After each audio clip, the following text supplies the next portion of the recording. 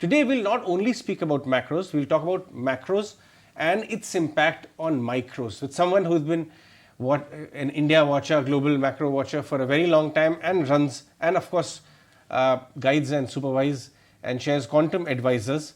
We've got Ajit Dayal right here in our studios in Mumbai studios today, and so kind of you, Ajit. Whenever you are here from London or Zurich, you always come by. So really appreciate that. You know, today is an interesting day because Indian market, after going to Nifty, for example, almost 19,200 or thereabout, has come back to 19,600. And there was a fear in the market that this change in global narrative, higher for longer, which our Governor Das also alluded to today, is likely to dislocate markets globally. And because India has relatively outperformed the world, we may likely to fall a lot. But that narrative is not played out entirely in India. How scary is this higher for longer in your view for risk assets overall first? Yeah. So if you look at the way the global interest rates have been, so there's since 1980, you've had basically a one-way bet on interest rates that they'll be declining. And that's what's happened. And in fact, in the last 2 decades or so, in the last 15 years or so, post-Lehman, you've had a whole generation of investors who are basically what we call play money. So there's money, and the minute there's cost to money, it becomes capital. When interest rates are zero, you have play money. And you've created a whole generation of allocators and investors around the world, not in India, around the world, who are used to making decisions about where to invest on a zero interest rate or low interest rate environment. They've never in their life managed money or capital in a higher interest rate environment. So what you're seeing really is this dramatic change, which I hope as an investor of long-term capital will keep everyone more disciplined. And the hype will come away from many markets, the overhype, what you saw the VC firms, what you saw the unicorns, just based upon concepts, not even proper business models. All that will disappear. So I think that India will be impacted because now people will start allocating capital around the world rather than investing. So they'll be more disciplined because of a lot more discipline. There will be a required for a calibrated risk assessment and calibrated returns for the risk you take. So this is opposed to gambling. You're looking at it in a much more positive way.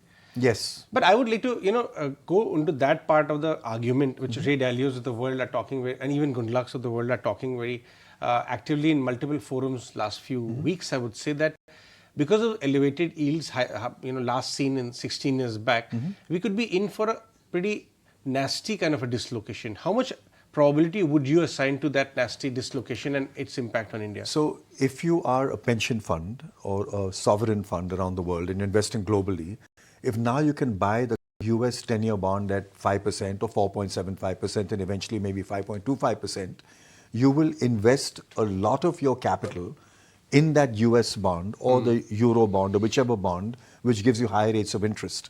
So you will put less money into riskier asset classes like equity, and certainly you'll be more careful when you invest in emerging markets because their currencies, their economies may be destabilized by higher interest rates and by virtue and by extension, a stronger US dollar. So yes, there will be a dislocation to many, many economies and to many emerging markets, but I think India stands out. I think we built this fantastic graph, which you can go on the Quantum AMC website or QSL website and see it, where over 40 years across 10 governments, we're showing you how India's GDP has grown in a fabulous manner, and the Indian stock markets have given you a 17-18% compounded return over the last 40 years. We're very optimistic on that and believe that India will continue to give potentially a 15% per annum rate of return in rupee terms. Even if you knock off 2-3% on a US dollar Indian rupee basis, as a foreign investor, you still can make 10-11% in dollar terms in India. And I'll tell you, since 2000 till now, the Indian stock market in dollar terms has returned 4 times that of the emerging market indices.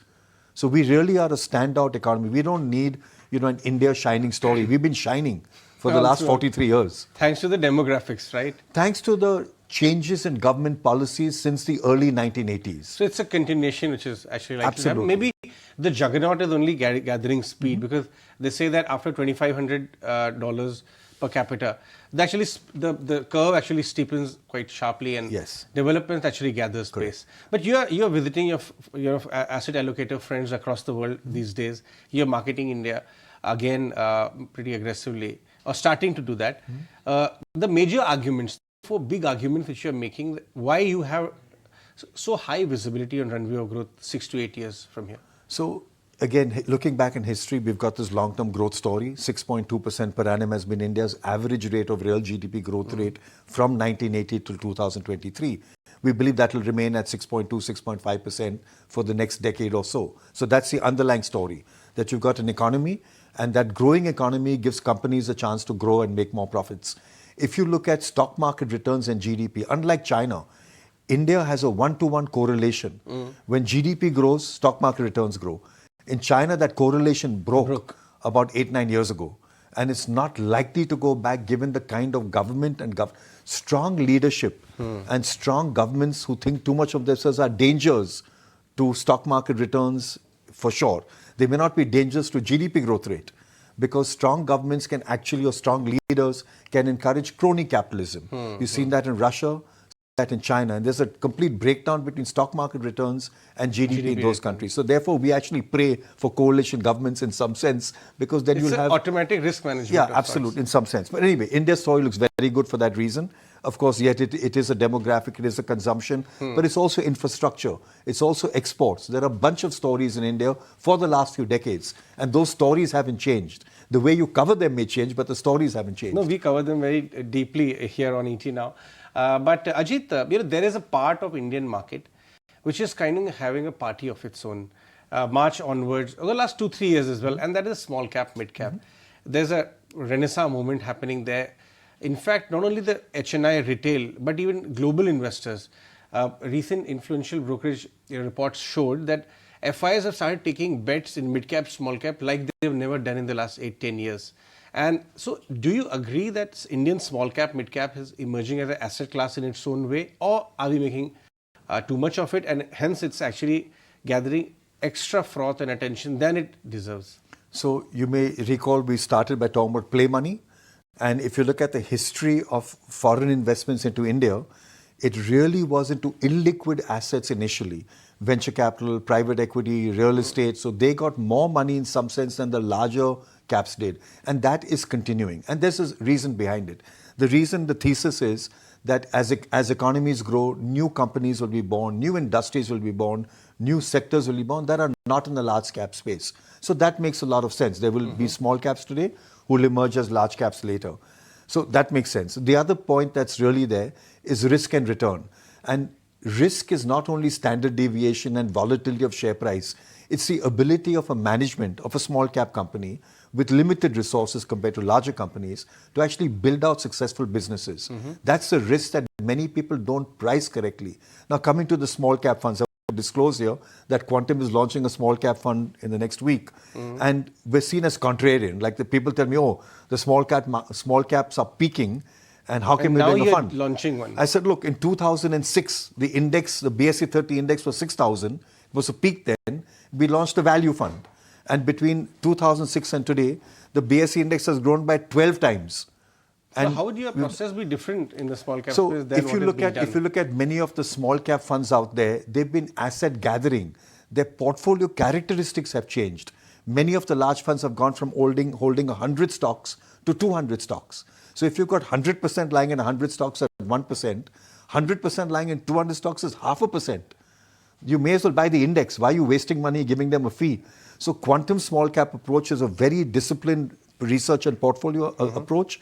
No stock will have less than 2% and no stock will have more than 4% at cost. So between 25 to 40 stocks, to 25 to 50 stocks is where we'll be, probably at the 40 stock range once we build out the portfolio. So a concentrated portfolio, looking at companies, researching them, meeting managements, and of course, following a very, very sensible approach to portfolio construction. So there won't be style drift. Okay. What you look at now in the small cap industry is all the star ratings that you see on them are based on portfolios that are completely different to what they are today, to what they are 3 or 4 years ago when you invested in the fund. Sure. So this is interesting because there are noises now coming in the market which are calling small cap, mid cap frothy and a no-go zone right now till a reasonable pullback comes. Are you also of the view that yes, this area is risky and fraught right now, and you will start deploying this money raised only in a phased manner and on pullbacks. Yeah, we have about 2 months after the NFO closes to deploy the capital and make 65% of our portfolio into small caps as per SEBI guidelines. So that's what we'll be doing. But there will be a dislocation to the Indian markets because of what we've just seen globally with the way interest rates are going. I don't think the Indian economy will be dislocated, but financial markets will see a redirection and reallocation of flows. In the some next 2 sense. months is what you're foreseeing? You know, or you can never time. These things can happen overnight. You really don't know when it's going to happen. A lot depends on what happens overseas. But I go back to what I said before. If a pension fund has a chance to earn 5.25% in a government US dollar bond or 3.5% in a euro bond without taking currency risk, that's what they will do rather than deploy capital outside. Should they be in India? Yes. Will they be in India? Yes. But will the timing shift? And timing, as you know, determines flows. Yes. And flows determine near-term share prices. So before I let you go, 2 or 3 indicators which our viewers can actually monitor very closely in the global market, which you would monitor, because you're sounding very bullish on Indian market longer term, very bullish on Indian economy, but you are cautiously bearish on global macros, and it could provide a trigger where Indian markets also get distorted. So which are those indicators which you monitor? US 10-year bond, which is currently 4.77% thereabouts.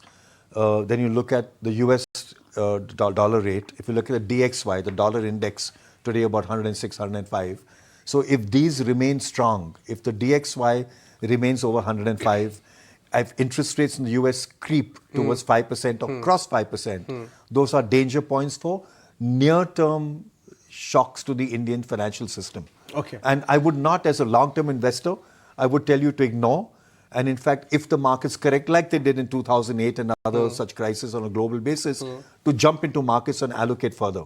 But in any case, you should have a basket of investments, your liquid, your gold, your large cap, your mid cap, your small cap, so you're secure in some sense. So Ajit, I must ask that you look 40, you're in best of your shape right now. But, since 65% of India's population is under 40 right now, and many of our viewers are young, they've just entered the market under 10 years ago. So they've not seen those massive dislocations the way many of us have in the last. So if a 40-year-old or just under 40-year-old in the early part of a career having more disposable income, travels the world, is looking India changing and has good disposable money every month, what would a few things would be which you will tell that investor to take a long call and how to go about investing? So one is completely stay away from financial influencers, from short-term stuff, because it just will not end well, right? You must be disciplined, you must be careful, you must invest in a sensible way, and you must be diversified across asset classes. You may change your ranges, and anyone will tell you the different ways to change it. But you must be very judicious when you make these investments. Do not get carried away at a cocktail party or not people on cocktail anymore, but on Twitter or X, whatever. Forget all that stuff. Think sensibly and invest sensibly, and you'll create wealth for decades into the future. Outstanding, Ajit. Always enjoy our discussions, and thank you so much for dropping by. Thank you for having me. Thank you so much.